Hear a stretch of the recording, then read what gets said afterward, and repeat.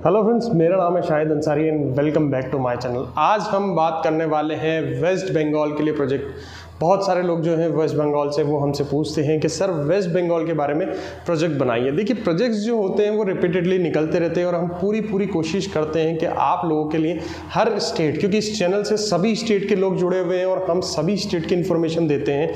तो आज हम जो लाए हैं वेस्ट बंगाल के लिए प्रोजेक्ट लेकर आए हैं। प्लस प्लीज़ प्रोजेक्ट की इन्फॉर्मेशन चालू करने से पहले प्लीज़ अपने चैनल को सब्सक्राइब कीजिए, लाइक का बटन दबाइए, कमेंट कीजिए, बेल आइकन का बटन दबाइए ताकि आपको हमारे आने वाले लेटेस्ट नोटिफिकेशन मिलते रहे। तो आइए वीडियो चालू करते हैं।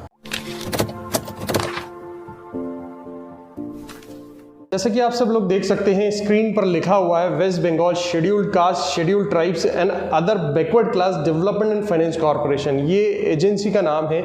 इस एजेंसी ने प्रोजेक्ट निकाला है जो आपको इस वक्त यहाँ नजर आ रही है, a government of West Bengal undertaking. ठीक है, ये गवर्नमेंट ऑफ वेस्ट बंगाल का ये अंडरटेकिंग ऑर्गेनाइजेशन है। प्रोजेक्ट आप देख सकते हैं यहाँ पर लिखा हुआ है expression of interest for empanelment as training providers of project linked skill development programme following national skill qualification framework. यानी कि जो पूरी ट्रेनिंग जो पर बच्चों को करवानी है वो आपको नेशनल स्किल्स क्वालिफिकेशन फ्रेमवर्क पर करवानी है। और यहाँ पर उसका जो है पूरा प्रोजेक्ट का नाम लिखा हुआ है, रेफरेंस नंबर देख सकते हैं। डेट जो है 25 जुलाई को आपका ये प्रोजेक्ट निकल चुका है। तो आइए इसके बारे में हम आगे जानकारी लेते हैं। ठीक है, यहाँ पर नोटिस लिखा हुआ है कब ये एक्सप्रेशन ऑफ इंटरेस्ट आया है, मैं आपको पहले ही बता चुका हूँ 25 जुलाई को ये एक्सप्रेशन ऑफ इंटरेस्ट आ चुका है। इसके अलावा यहाँ पर फ़ोन नंबर्स दिए हुए हैं किसी भी तरीके की जानकारी के लिए। कोई भी कंफ्यूजन हो इस आरएफई में तो आप यहाँ पर मोबाइल नंबर और ईमेल आईडी पूरी दी हुई है, आप जाकर इनसे संपर्क कर सकते हैं और कोई भी कंफ्यूजन दूर कर सकते हैं। इसके अलावा हम आगे चलते हैं थोड़ा सा। यहाँ पर मिनिमम क्वालिफिकेशन क्राइटेरिया दिया हुआ है कि अगर आप इस प्रोजेक्ट को अप्लाई करना चाहते हैं तो आपके पास क्या होना चाहिए। इस सभी में कॉमन सी चीज़ होती है कि आपका कहीं ना कहीं रजिस्टर्ड होना चाहिए, public, private, limited, society, trust, ये सारी चीज़ें होना चाहिए। दूसरी चीज़ यहाँ पर उन्होंने टेक्निकल कैपेसिटी का बताया हुआ है कि टेक्निकल कैपेसिटी आपके पास क्या होना चाहिए। सबसे पहली और महत्वपूर्ण बात इसमें टेक्निकल कैपेसिटी में लिख रही है कि आपका national skill development corporation NSDC का पार्टनर होना बहुत ज़्यादा ज़रूरी है। सबसे पहला पॉइंट है आपको एनएसडीसी के पार्टनर होना ज़रूरी है। दूसरा है कि आप सेक्टर स्किल काउंसिल से भी आप अगर एफिलिएटेड है तो भी एलिजिबल हैं आप इसको प्रोजेक्ट को लिखने के लिए। दूसरा पॉइंट यहाँ पर देख सकते हैं कि it's in presence of West Bengal, 2 साल से ज़्यादा आपकी वेस्ट बंगाल में प्रेजेंस होनी चाहिए।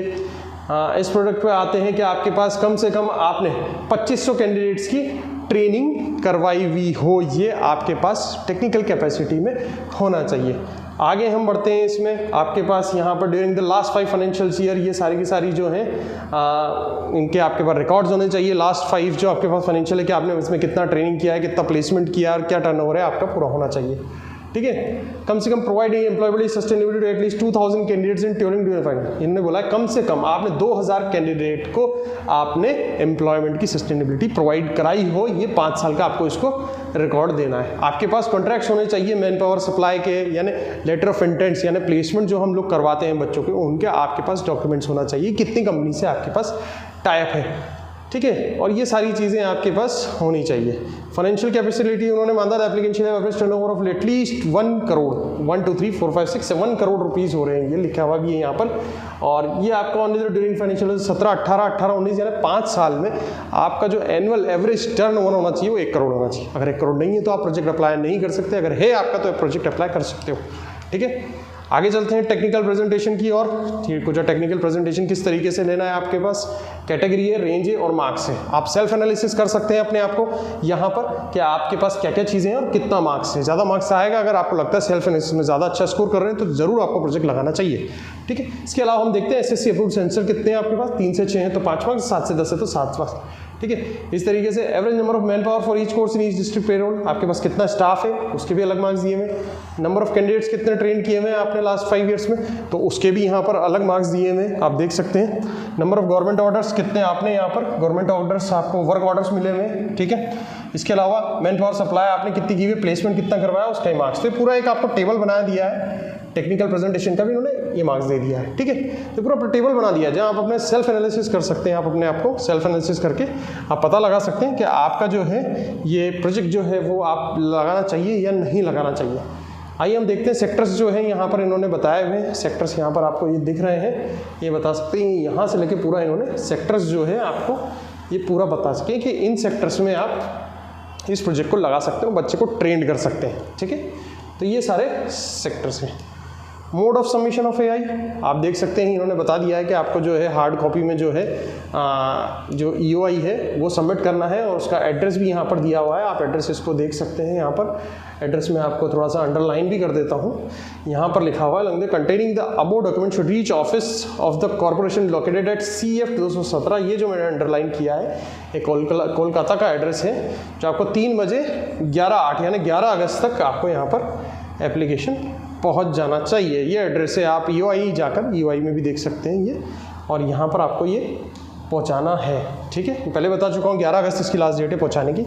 टेबल भी हमें आगे एक मिलने वाला है, उस टेबल में सारी की सारी यहाँ पर जो है चीज़ें आपको यहाँ पर मिली हुई है। देखिए 25/7 को ये ईओआई पब्लिश हुआ है, लास्ट डेट 11 अगस्त है। ठीक है, इवेल्यूएशन 12 अगस्त को आपका हो जाएगा, इसमें टेक्निकल प्रेजेंटेशन 17 अगस्त तक आपके पास हो जाएगा, फाइनलाइजेशन 24 अगस्त तक हो जाएगा, और लेटर ऑफ जो अवार्डिंग बॉडीज़ को जो लेटर है वो 29 अगस्त को मिल जाएंगे। काफ़ी टाइम पीरियड इन्होंने बहुत छोटा दिया है, 1 महीने के लिए अंदर आपको सेलेक्ट करके टेक्निकल प्रेजेंटेशन करवा कर आप वर्क ऑर्डर हाथ में दे देंगे 1 महीने के अंदर। तो ये इस ईओआई से हमें पता लगता है।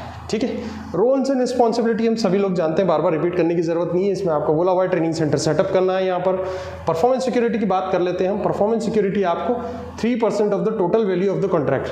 ठीक है, जितना भी आपका अगर वर्क ऑर्डर मिलता है, सपोज करते हैं हम 10 लाख का मिलता है, तो 10 लाख का 3% आपको इस परफॉर्मेंस सिक्योरिटी डिपॉजिट देना है, और वो भी डिपार्टमेंट के नाम देता है। In favour of West Bengal scheduled caste, scheduled tribes and other backward classes development and finance corporation के नाम से आपको ये देना है।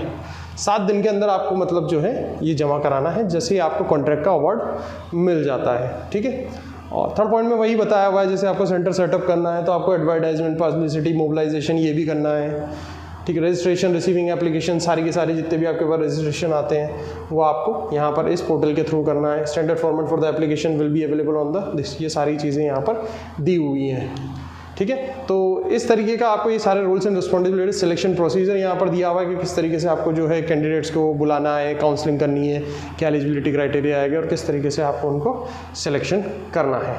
तो ये कुछ इन्फॉर्मेशन है जो आप इसमें मतलब पढ़ लीजिएगा कि बैच इन्फॉर्मेशन क्या है, क्लास का प्लान कैसा होगा, ये सब बात की बात है। जब आपको प्रोजेक्ट मिल जाएगा तब आपको ये पढ़ना चाहिए, अभी पढ़ने की ज़रूरत नहीं है। ठीक है, ये भी तभी की चीज़ें हैं जब आप चालू कर लेते हैं, क्लास 1 कौन सी लगी, क्लास 2, ये सब बात की बात है। अटेंडेंस का इसमें बताया हुआ है कि अटेंडेंस किस तरीके से होगी, अटेंडेंस का रिकॉर्ड रखना बहुत ज़्यादा ज़रूरी होगा, ये सारी चीज़ें हैं यहाँ पर। ठीक है, असेसमेंट एंड सर्टिफिकेशन हम जानते हैं कि सभी जो जितने भी ट्रेनिंग प्रोग्राम्स होते हैं उसमें करवाना बहुत ज़्यादा ज़रूरी होता है। 1500 रुपीज़ असेसमेंट की कॉस्ट इन्होंने बताई हुई है। पेमेंट का माइलस्टोन, ये हमारे लिए एक बहुत महत्वपूर्ण टेबल होती है हर हमेशा की तरह। फर्स्ट इंस्टॉलमेंट है 25% मिलेगी on submission of list of central list of candidate duly attended by the district office, head office of the corporation and after 1 month of commencement of training batch of trainings. जैसे training चालू हो जाएगी 1 month की, उसके बाद आपको कुछ लोग हैं जैसे डिस्ट्रिक्ट ऑफिस, हेड ऑफिस, और यहाँ से आपको सर्टिफाइड कराकर 25% जो है वो रिलीज़ हो जाएगा। सेकंड 40% जैसे आप ट्रेनिंग असेसमेंट सर्टिफिकेशन कंप्लीट कर लेते हैं, ठीक है, 40% आपको रिलीज़ हो जाएगा। इसके अलावा थर्ड जो है 35% जो है प्लेसमेंट पे हो जाएगा। अगर आप 35% भी प्लेसमेंट करा देते हैं तो आपको पूरा फुल पेमेंट जो है वो रिलीज़ हो जाएगा। तो इस तरीके की इसमें जो है पेमेंट कंडीशंस हैं। तो ये जो सारी चीज़ें हैं वो मैंने आपको बता दी हैं। इसके अलावा जो हमारे पास ये फॉर्म्स चालू हो जाते हैं, डॉक्यूमेंट्स टू दिस एप्लीकेशन के साथ जो डॉक्यूमेंट हमें सबमिट करना है, यहाँ इन्फॉर्मेशन शीट ये आपको फिल करना है। सिंपल सा नाम, डेजिग्नेशन, कॉन्टैक्ट पर्सन की पूछी हुई है, आइडेंटिटी आपकी पूछी हुई है, प्रोफाइल आपको लगाना है। इसमें ये सिंपल से फॉर्मेट हैं सारे के सारे, जहाँ आपको डॉक्यूमेंट्स के बारे में लिखना है और अटैच करना है। ट्रेनिंग क्रेडेंशियल आपको बताना है कि आपने कितनी जगह किस किस गवर्नमेंट के साथ काम किया है, कितने वर्क ऑर्डर मिले, कितने बच्चों के लिए मिले और कितना अमाउंट के आपको मिले, वो यहाँ इस फॉर्म बी में सबमिट हो जाएगी सारी चीज़ें। इसके अलावा फॉर्म सी में आपको मैन पावर क्रेडेंशियल बताना है, इसमें आपके पास कितना स्टाफ है, किसको रखा हुआ है, कौन फुल टाइम है, कौन पार्ट टाइम है, कौन पेरोल पर है, कौन नहीं है, पूरी डिटेल आपको इसमें इनको लगाकर भेजनी है। इसके बाद ये फॉर्म डी है। फॉर्म डी में हम देख सकते हैं कि इसको इस तरीके से बनाया गया है कि मतलब इसमें आपको ट्रेनिंग का अपडेट देना है, जो भी आपके मतलब कितने बच्चों को आप पढ़ाने वाले हैं, कैसा होगा, ये पूरा एक तरीके से चेकलिस्ट की तरह है। और इसके बाद फॉर्म ई आ जाता है, जहाँ पर फाइनेंशियल कैपेसिटी पूछा हुआ है, आपको यहाँ पर एनुअल एवरेज टर्नओवर जो 1 करोड़ के आसपास बताना है, ये उस चीज़ का फॉर्मेट है। तो ये था एक हमारा छोटा सा वीडियो जिसमें हमने बताया है कि आप किस तरीके से, अगर आप वेस्ट बंगाल में रहते हैं या वेस्ट बंगाल में 2 साल से काम कर रहे हैं, तो आप ये वाला प्रोजेक्ट जो है लगा सकते हैं। ये प्रोजेक्ट अपने आप में बहुत अच्छा है। वेस्ट बंगाल में बहुत कम प्रोजेक्ट्स निकलते हैं, तो जो लोग भी स्किल डेवलपमेंट सेक्टर में अगर काम करना चाहते हैं तो इस प्रोजेक्ट को अप्लाई कर सकते हैं। अगर प्रोजेक्ट से रिलेटेड कोई भी आपको जानकारी चाहिए तो हमारे चैनल के जो वीडियोस हैं उस पर आप कमेंट करके पूछ सकते हैं। जल्दी हमारे जो प्रतिनिधि होते हैं आपको उसमें जवाब देंगे। ईमेल आईडी आप सभी लोगों के पास है, ईमेल आईडी पर भी आप ईमेल कर सकते हैं। ईमेल आईडी की जो फ्रिक्वेंसी थी बहुत ज़्यादा होती है, हैंड टू हैंड आपके पास जो भी ईमेल करते हैं उसका सोल्यूशन आ जाता है। कॉल्स में मैं बहुत कम अवेलेबल रहता हूँ, तो प्लीज़ आप सभी लोगों से रिक्वेस्ट है व्हाट्सएप ट्राई कीजिए। व्हाट्सएप पे मैं 2 या 3 दिन में आपको जवाब दे देता हूँ, चाहे किसी भी तरीके की समस्या है। कॉल्स हम लोग बहुत कम उठा पाते हैं, तो आप सभी लोगों से अनुरोध है प्लीज़ कॉल मत कीजिए। कॉल का ट्रैफिक बहुत ज़्यादा होता है और 1 या 2 मिनट में किसी की भी बात खत्म नहीं होती। तो आप सभी लोगों से अनुरोध है कि प्लीज़ व्हाट्सएप पे ज़्यादातर मैसेज कीजिए, अपनी डिटेल भेजिए, ज़रूरी आपको हमारा रिप्लाई आएगा विद प्रॉपर सोल्यूशन।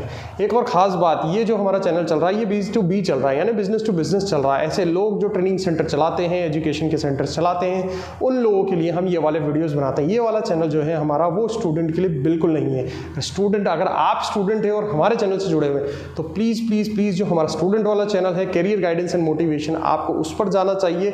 वहाँ पर ये जो वीडियोज़ मैं बनाता हूँ ये ट्रेनिंग पार्टनर यानी बिजनेस टू बिजनेस के लिए बनाता हूँ, लेकिन वहाँ जो वीडियोज़ बनते हैं वो बच्चों के लिए बनते हैं, यानी बच्चों को क्या बेनिफिट मिल रहा है, स्टूडेंट को क्या बेनिफिट मिल रहा है। तो अगर इस चैनल से अगर आप स्टूडेंट हैं और आप जुड़े हुए हैं तो आपको उस चैनल पर जाना चाहिए, उस चैनल को सब्सक्राइब करना चाहिए। और अगर आप ट्रेनिंग सेंटर्स वाले हैं, एजुकेशन फील्ड से हैं और आप चाहते हैं कि आप अपने बच्चों को भी पूरी प्रॉपर इन्फॉर्मेशन इस चीज़ में मिले, तो आप अपने बच्चों को वो वाले चैनल का एड्रेस दे सकते हैं। उस चैनल का एड्रेस हमने इस डिस्क्रिप्शन में भी लिखा हुआ है, आप ये लिंक अपने बच्चों को भेज सकते हैं और कौन सी स्कीम में क्या फ़ायदा होने वाला है वो आप बच्चों को बता सकते हैं। इससे आपके जो ट्रेनिंग सेंटर होते हैं उसकी मोबिलाइजेशन की जो फ्रिक्वेंसी है वो बढ़ेगी, एडमिशन की फ्रिक्वेंसी बढ़ेगी, क्योंकि उस चैनल में मैं बताता हूँ आपको कि कौन सी स्कीम में बच्चे को कितना फ़ायदा होगा और उसको वो क्यों करना चाहिए। तो जुड़े रहिए हमारे चैनल के साथ। Thank you so much guys for watching my channel. Thank you.